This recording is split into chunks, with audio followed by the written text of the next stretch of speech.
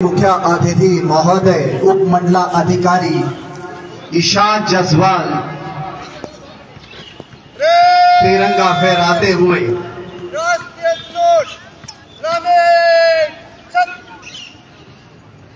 parade commander lucky Kumar ji